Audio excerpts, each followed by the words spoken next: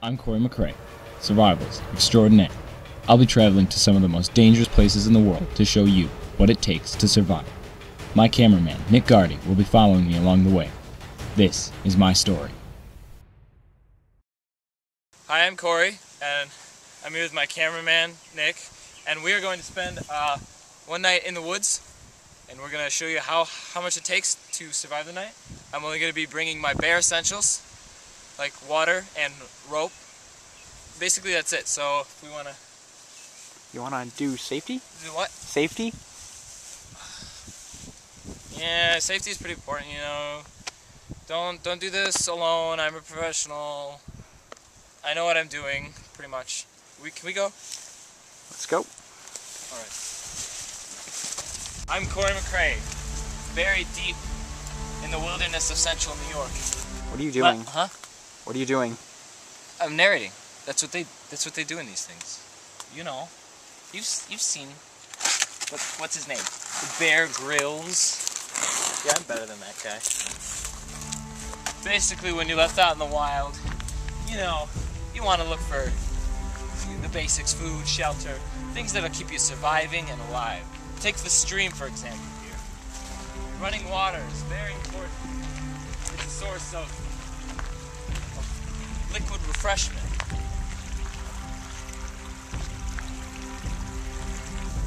You want to stray away from lush area. You want to stay on areas that look like they're beaten down. You mainly want to, you know, follow paths. Oh, what's this? There are 4 of these limbs. You could probably assume it was possibly a bear, judging by there's my hand. It's most likely a bear. Dangerous area. That is central New York. After seeing that bear print, it made me realize I was hungry and it was time to search for some food. So see this plant right here? I don't know what it's called, but you can eat it. See, it's very, its main feature are these little tails it has. You would place it under your teeth, like this, and you would pull it like that, and you would eat it.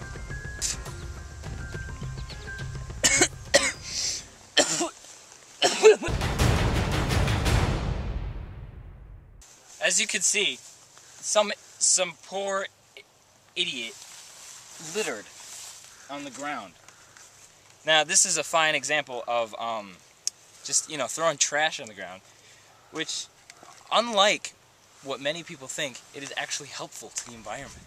Say a weary traveler comes by. They'll find this gold treasure on the ground, and they have some leftovers to pick at, which will help their survival. I'm doing my part to help the environment. When stranded out in the wilderness, it's important to get your priorities set and make yourself a list. Step 1, make a list. So now that we got a list going, we can next get our second priority, which would be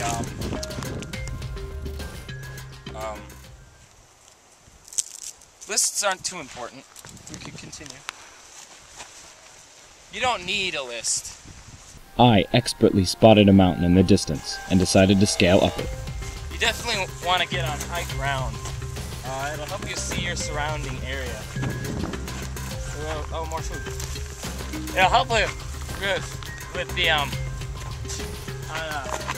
you can see where you are, where you need to go. So now that we've escalated to the top of the hill, we can see how deep we actually are in the wilderness and how much land and everything we need to get through. We need to find road, basically. We want to find a stream and... Come on this way. We want to make a sharp tool. Let's make a tool. When lost in the wilderness, a sharp tool can help you get food, which makes obtaining a sharp object one of your most important priorities. So, as soon as you sharpened out a stick... Whoa. Is that a knife tied to a stick? No, just get back. See, I gotta test it out. Watch out. Yeah. Whoa! God.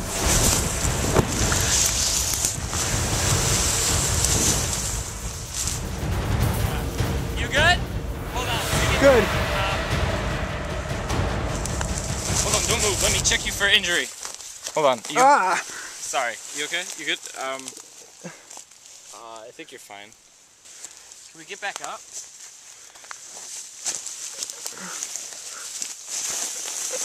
It's too steep to scale. This is a part of the plan. We're gonna have to keep moving. This way. Let's go this way.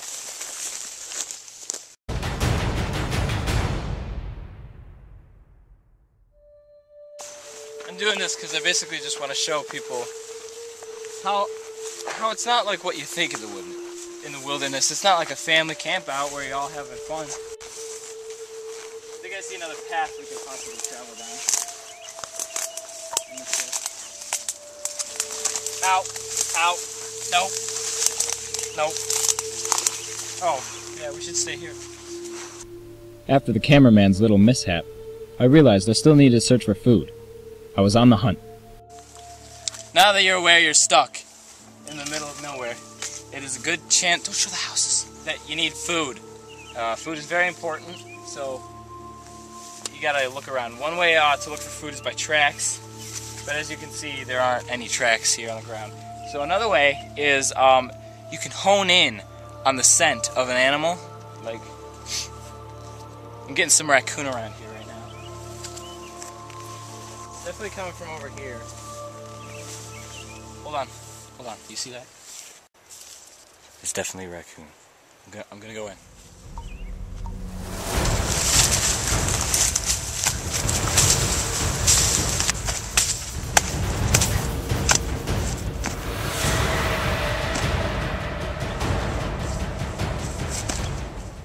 I think it's dead. This raccoon put up quite a fight. These things can be dangerous. You gotta be careful when you're out in the wild. So, just to keep in mind, you basically just cook it over an open fire. You gotta skin it first, right? And, what? No, you just... And gut it and clean it and all that. What? You know, prepare it. You don't just cook it.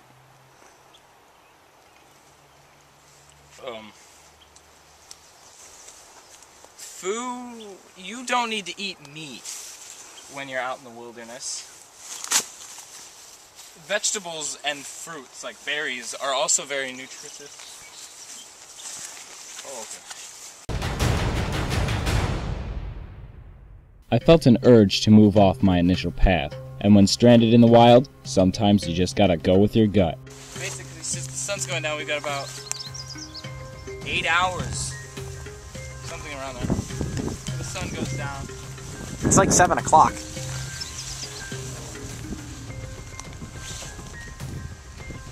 3 hours till the sun goes down. We gotta find some shelter right now. Also, I was still hungry. See this? This is a tree. Not many of you may know that, but with tree, you can eat the bark sometimes if you can't find enough nutrition out in the woods. So just like a chip, you're gonna. I think that bark is poisonous. Hmm? Poisonous. You shouldn't eat it. It's bad for you. I'll be fine.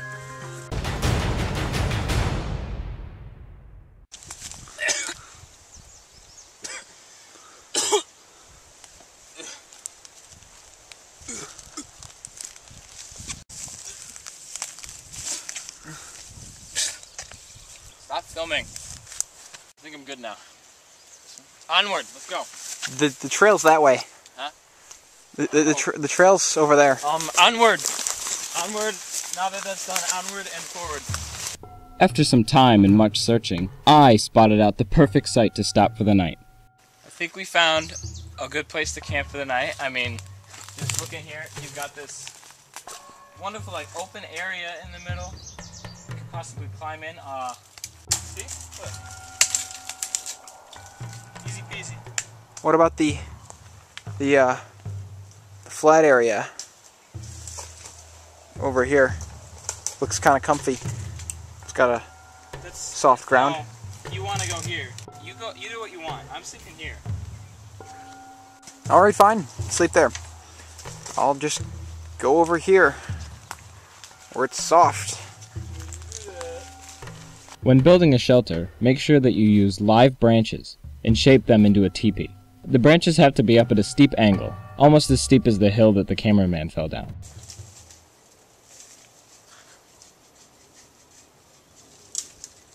Is that a saw? No. I made it out of sticks and mud. How's your fort going? Didn't you be going making your own fort? Alright, as soon as you finish finding out your campsite, what you need to do is very important, is to find sticks to make a fire with. Some logs, some small twigs, you know, something that will suffice, that would burn easily to make a good fire, you know. Something that would burn nice and bright. Ah! Whoa, is that a gun? No. Where'd you get a gun? I made it. Out of sticks and mud. A twig, it's not a gun. Where'd you get a gun? No. Just stop. Looks like Corey's trying to build a fire over there. Let's check it out.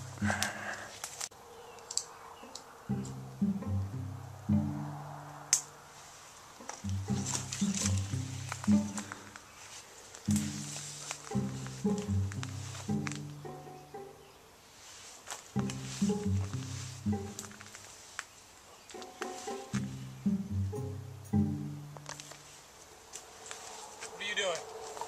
Is that a lighter? No. I made it.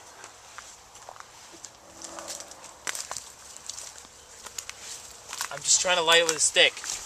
What's your issue? Gosh. Stupid stick.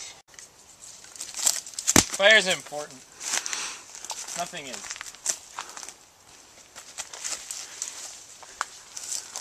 Stop filming, leave me alone. So, yeah, covered quite a bit of ground. We got a good camp set up. I mean, I'm pretty warm in my shelter here. I don't know what was going on with some of the stuff Corey was doing. I hope he doesn't freeze to death in his shelter. And pushing me down the hill wasn't very nice. But, I mean, what can I say? I'm here to film, he's here to explore. Although I don't know how much of exploring we're doing. We're pretty thoroughly lost at this point. I hope I don't get killed by him, because I almost got stabbed and chased and gun pointed at. So I don't know, but we'll see tomorrow. I think today was a good day, you know, generally. We started off at a good pace. It was good, and we were making sure what we knew we were doing. But then, you know, the cameraman had to go and fall off of the side of that hill that we couldn't scale back up. But we continued on throughout the day, and you know, my cameraman was really coming behind me. It wasn't a lot of fun. We didn't get much done because of him, I don't think. But that guy, he just, I don't know, he just doesn't seem, I don't think he likes me at all. He's a bit of a know-it-all, I think. He doesn't really...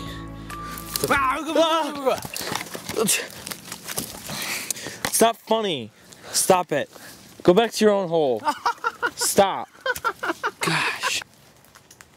Yeah, go back home. You're not funny. Gosh. I'm going to sleep. Lights out.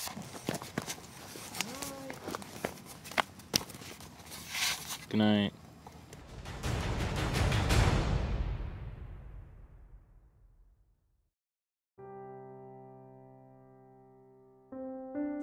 I have some very unfortunate news. The next day, after Nick and I woke up, we got into a very serious argument about which way to head next. He wanted to go one way, I wanted to go another. Obviously I was right, so I went my way. But he was ignorant, wanted to go his own way. I used this handy dandy GPS, which you should always have on you, to find my way back home. And unfortunately, I haven't seen him in about a week. So I believe he may still be out there, or I think he died. He's probably somewhere out there, dead. Oh gosh! Yeah.